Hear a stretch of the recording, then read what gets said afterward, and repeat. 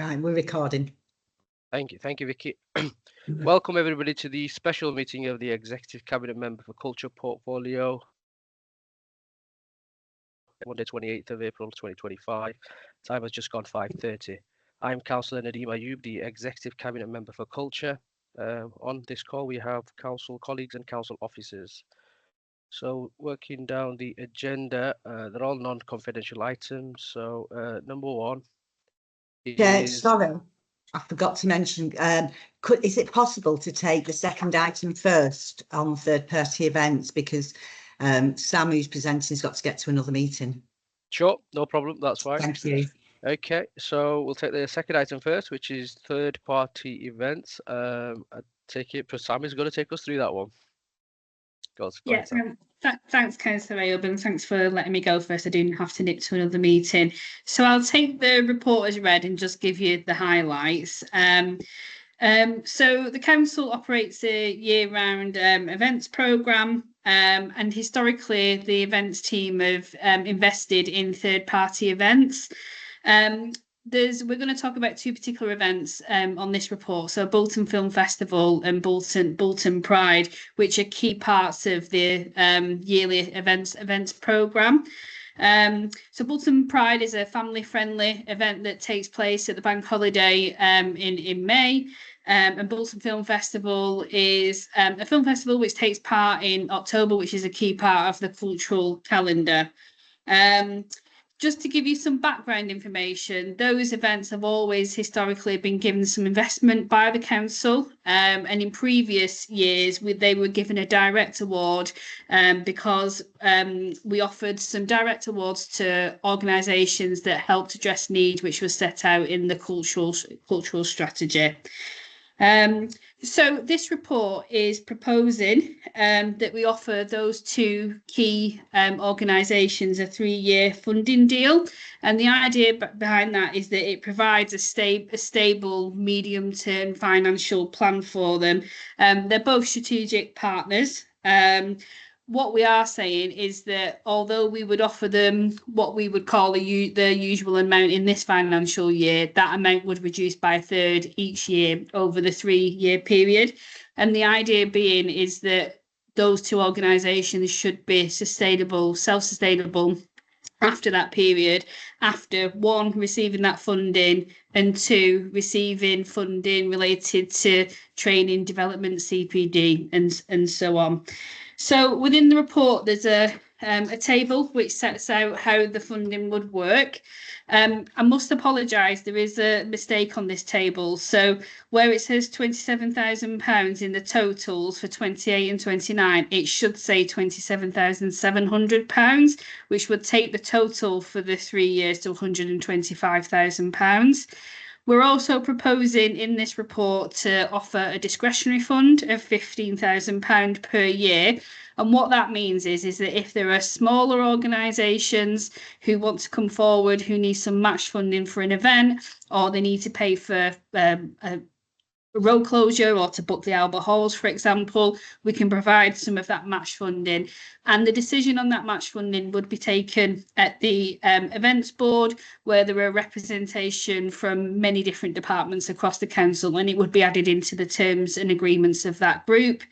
And then in terms of training in CPD, in order for those two organisations to be sustainable in the future, we recognise that they need training in CPD, and that means something different for each of those groups. So, for example, we think that Pride needs to change its operational model, and Bolton Film Festival needs some very bespoke business planning that's attached to the cultural and creative sector. And so we've put £10,000 is ring fence for them to access that funding to get some very specific support. They might not use all of that, and we might potentially could offer it to other organisations, but in order, by the time they get to the cut-off period where they're not receiving any regular funding, we want to be giving them as much support as possible. Each of those organisations that we're talking about, plus the discretionary funding, it all feeds into various strategies in the council. So the cultural strategy, the visitor economy strategy, the economic growth strategy, it all aligns and ties into the vision. So in terms of the financial impact, the reason why we've got some additional funding is because it was agreed at this year's budget, but ultimately the events budget for third-party funding will revert to what it is in the revenue budget of £25,000 a year. And we have to, as a town, support these organisations to develop themselves and their business offer to be able to access external funds, because our revenue budgets are not what they were. So an equality impact assessment was completed, and it actually positively affects people. So I'll leave it there. If anyone's got any questions, please let me know and I'll be happy to answer. Thanks, Sam. So I'll open the floor up for any questions. Councillor Fairclough or Mrs. Fairclough. Anything will do. I answer to most things. Thanks, Sam. And I know that we had a long conversation about this when it came to the PDG. So I apologise really for asking some of the same questions, but I am conscious of the fact that people on this meeting weren't present then. So I just wanted to know a number of questions were, how many organisations actually applied for this grant funding? Because I am concerned that we seem to be using the money to support two well-established organisations, which I've no problem with at all. And I know this is obviously going to be but I have no problem at all. But I do think that we need a transparent way of doing things and making sure that people feel it's a very level playing field. And I think of other things that we've had, not necessarily on a year-by-year basis, I accept that, but for instance, we've had the Mila and the Hindu Forum, they often do lots of things. And I'm just wondering, were they asked? Did we invite them to bid? What was the criteria set? Because I am also concerned that, as you rightly say, we have supported both of these organisations from a different fund.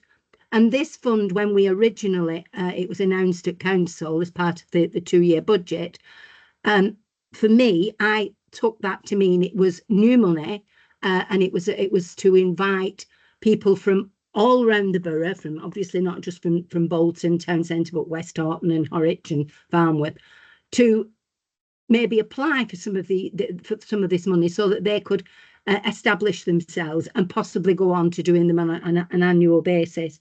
But I didn't get the impression that that's what's happened. So that's the gist of what I'm saying, and I'm sorry that I've given you so many different bits, but I would really like to know more about it. Thank you. Yep, go ahead, Sam. Yeah.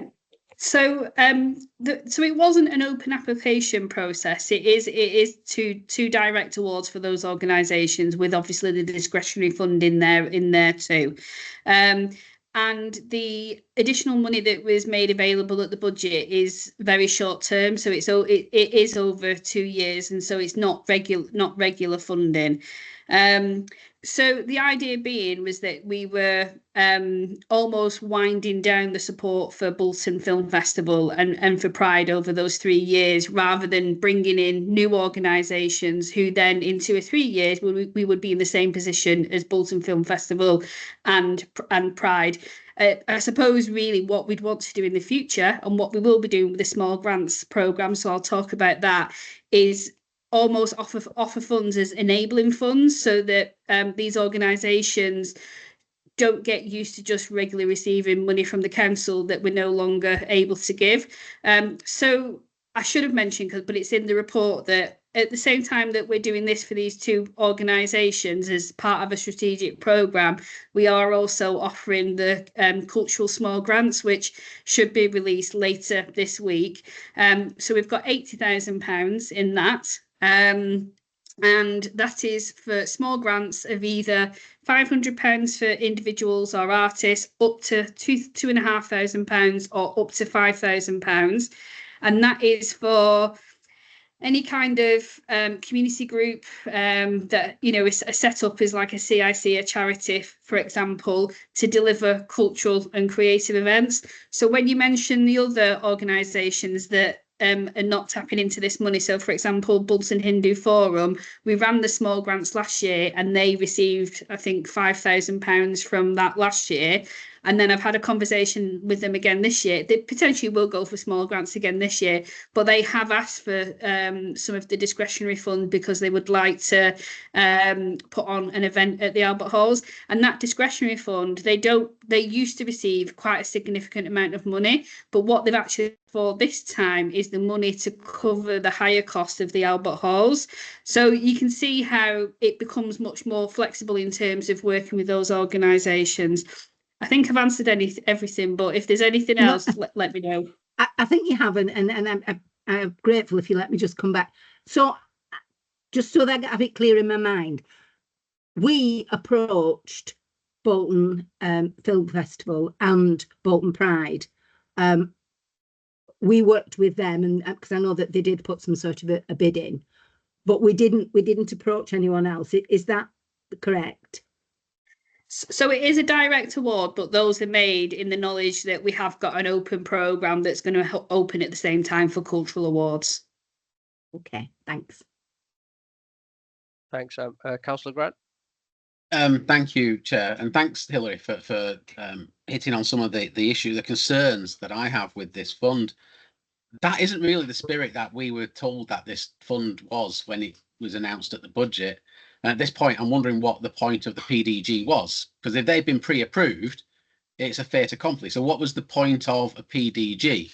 If the idea of a PDG is a policy development group to develop policy on how this money would be spent in an open, fair and transparent bidding process, to just say, oh, there's a little bit of cash at the end, isn't really appropriate. And something that's come out today that I didn't know, which concerns me even more, is if you recall at that PDG, I mentioned about the training. Why would we need to be paying for training for groups when that's what CVS and in a smaller way our area coordinators were for? But now you've just confirmed actually that training is for Bolton Film Festival and for Bolton Pride. That's an additional £10,000 on top of the funding they're already getting. So smaller groups who are possibly struggling can't bid into that either. And then finally, again, I mentioned at the PDG that I think some of this funding, because that's what I thought the policy development group was for, some of this funding was for infrastructure, such as gazebos, things like that. That just seems to have been completely ignored. A lot of smaller groups that possibly can get by, or the biggest cost to them is the items. A few gazebos are several £1,000s for professionally designed gazebos. So to be able to lease these from the council are vital. And as I've been approached by a couple of community groups that have not been able to get hold of those gazebos because they're booked out, there's too many out, etc., etc. A couple of them blew down last year and caused damage. So we're struggling for that. So some of that money should have gone to that, in my opinion. So I'm concerned the way this has been awarded. Like I say, it seems to have been done. We were waiting for the details of the policy development group to say how we could approach our local community groups on how they can access this money. But in actual fact, you'd already made the decision before it came to the PDG. The training, I think, is wrong. And the fact that there's no infrastructure fund there, that causes me great concern. Thank you, Chair. Yeah, I'll come back on that one. So, Yep. Councillor Grant, the training in CPD, although that we are saying that some of that would be given to those two organisations, I did mention earlier that it was them and others. So if other people do want to get involved, do want training or CPD opportunities, they can tap into that money too. And we recognise that CVS does offer some of that training. But for people like the film festival in particular, there is very specific business training for cultural and creative organisations in terms of the creative industries that they will need in order to survive. particularly because GMCA have got a creative industries sector development plan, which we really want to align the film festival to. So that they are on the cusp of developing themselves as a medium-sized organisation, and we want to support them to do that. In terms of the infrastructure, Nicola might want to come in as well, but my understanding is that there's a large amount of infrastructure equipment that we already have. Sorry, it's not my area, so I don't know how often it's in or out, but I do know through the UK Shared Prosperity Funds there was a lot that was already bought. Yeah, do you want me to come go in on. on that one? So UK SPF money has paid for that events infrastructure. So there was an investment originally of 230,000, and that paid for a whole range of barriers, chairs, tables, gazebos. We have got 28 gazebos, but that demand is very much there. It is outstripping. We are looking at that. We have got year 4 money. So I am just looking at actually how we can buy more gazebos, and certainly for this summer, because this summer we are booked out and we could support a lot more. I think what it has shown is that events taking place right across our borough, which is great, and that gives us that backdrop which we want for our strategic pieces. So both cultural strategy, visitor economy, we want all of our places to do well. There is something around sort of almost a smaller event, so we do tier them. We have got our smaller community events, but they can be sizable. There's size and scale to all of this, so we will try and support any group at all, and we're just trying to streamline it. And obviously I've just come back from as people know, so we are trying to change that just currently, so just bear with me on that one. There is our medium-sized events, which we've just talked about, which they're ready for growth, and they need to be more sustainable because that pipeline that we see. So some of our major events, we know that we are on our 20th year of food and drink. That started off as one gazebo on the square. We know that. If we're wanting to make our third-party events much more sustainable, get that growth, all of that training, development, alignment plans, but that we can pump prime, gives us that opportunity to then grow the extra ones. So I know obviously all the questions that you've just talked about. From an infrastructure piece though, we are trying to build in everything and some more just based on the year 4 funding that we have got, which is, is there for us to support. It's not a huge chunk of money, but it will give us that flexibility. So Councillor Grant, your question about actually, because I know that we have not been able to support all of the events that have come in, but the team are working really hard to get that in so that we have got more that we can provide for people. So I think across, my area and obviously Sam's area, we're trying to do almost the real community events, looking at those medium-sized, and therefore that Bolton will have that stand out in, 3 years' time, that we've got still our major events, but there are other ones that we can put into that calendar in that programme. So it is that growth. I hope that that's helped. Thank you. Can I just come back, Chair? Yes, sure. First, Nicola, thank you very much for that explanation. I appreciate that, and it's good to see that we are actually looking and recognising that there is a gap there in our support for them, and that fills me with a bit of confidence. Just coming back to Sam, you mentioned that GMCA have funding available for training. Why are we not signposting them to that then, if this fund's there? You're on mute. Can't hear you.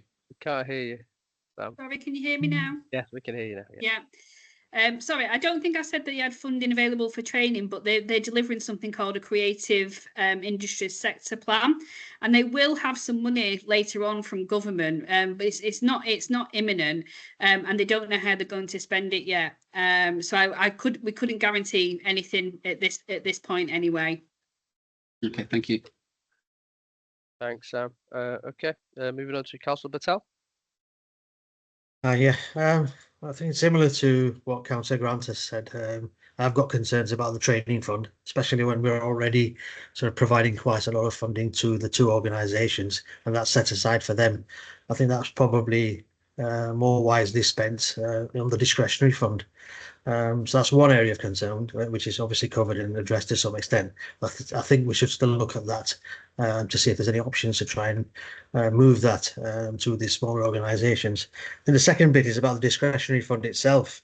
What criteria and process will the events board use to sort of provide that support? Has anything been in place, or would that come back to us as a scrutiny panel, ECM, because obviously we want to make sure that smaller groups, new groups, are sort of able to access that. And again, they may not have the expertise to be able to access that. If the criteria is sort of written in such a way that it's so difficult for them to apply, it's going to exclude a lot of these new sort of organisations. So just something around that. Thanks. So- Go ahead. Yeah, go ahead, Sam. Yeah. So my understanding is that it wouldn't come back to ECM, and the decision would be made at the events board, and that process would be included within the terms and agreement of that group. It is a 2-year funding option. It doesn't go any further than that, so it's not something that we would want to offer year on year. And I think that I don't think there's been any decision on how that process would work yet, other than it would be decided at that events group. But my thinking is that we often get inquiries from people who want to put on events on Victoria Square or in Albert Halls, and actually it's those groups, like for example when I mentioned the Hindu Forum, who want to come forward, who want to book the Albert Halls, but the room hire is a barrier, or somebody wants to close a road for an event. Those people usually come forward, but it would be decided at that group where there's a bigger representation than just me. Thanks, Sam. Is that okay, Councillor Patel? Or I mean that's fine, yeah. In terms of obviously we're still unclear about that, but will we get a report back to say how that discretionary fund is then allocated at a later date?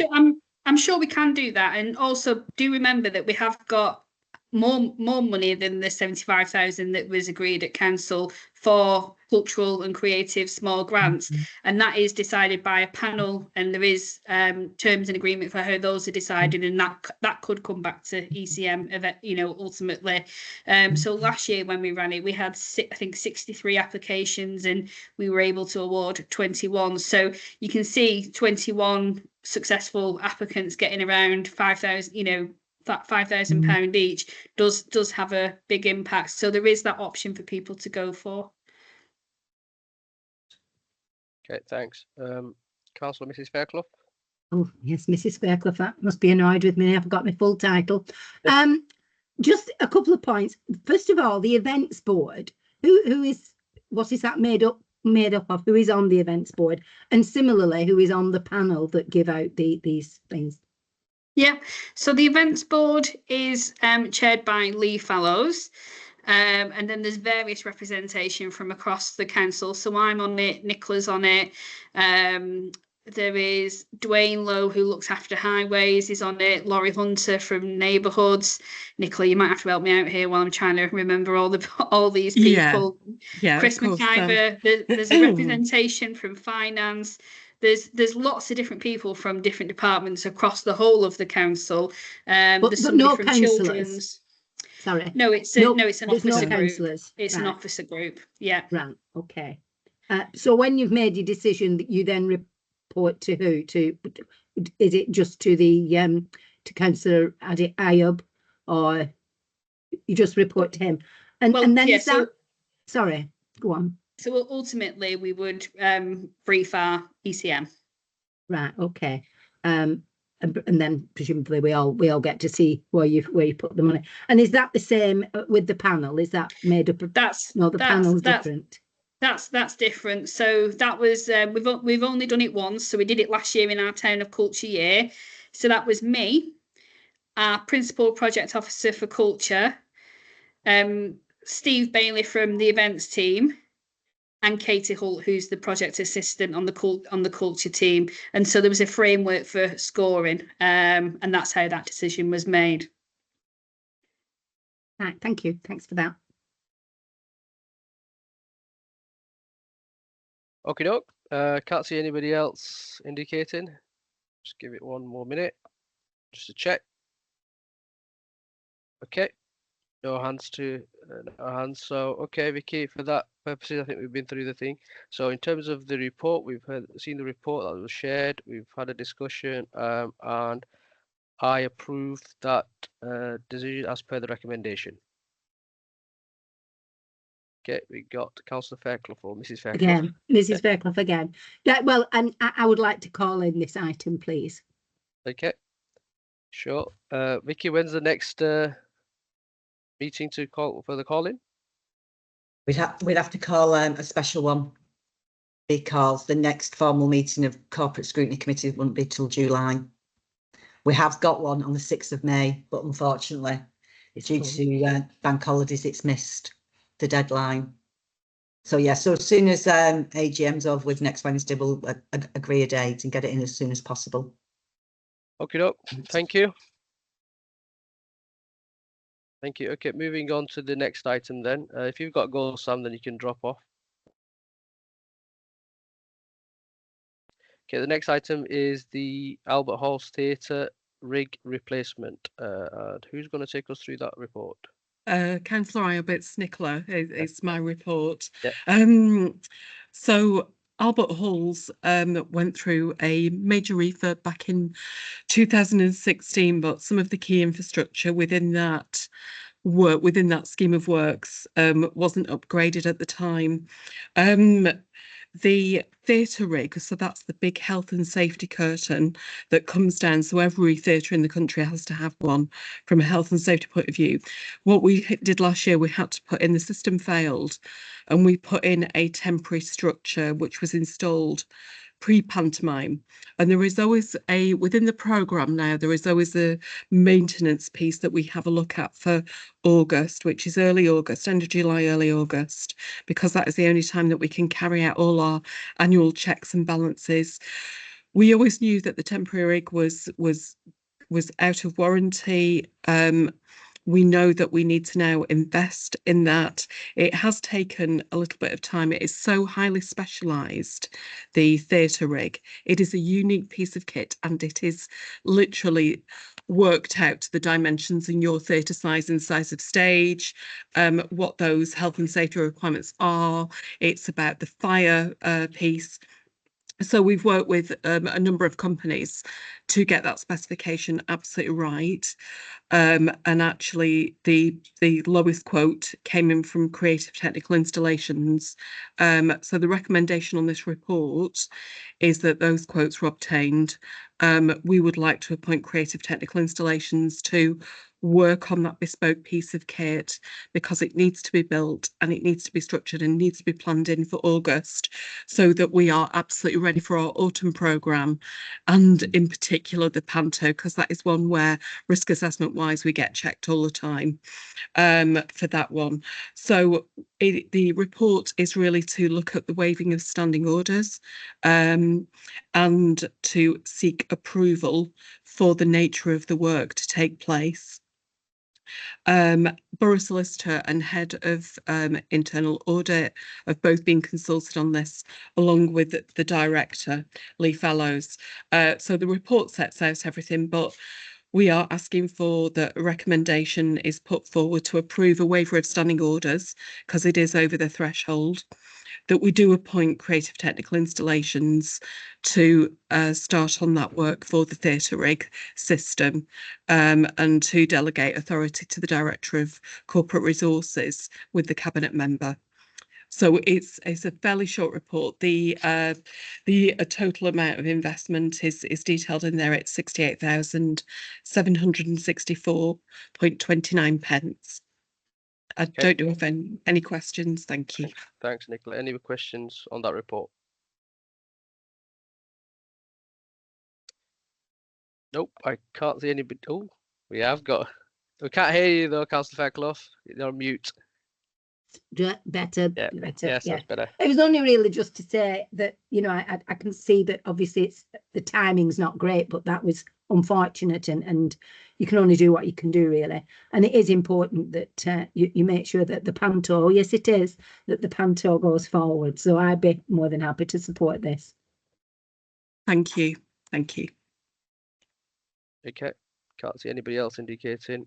So for the benefit of the recording, I approve that as per the recommendation.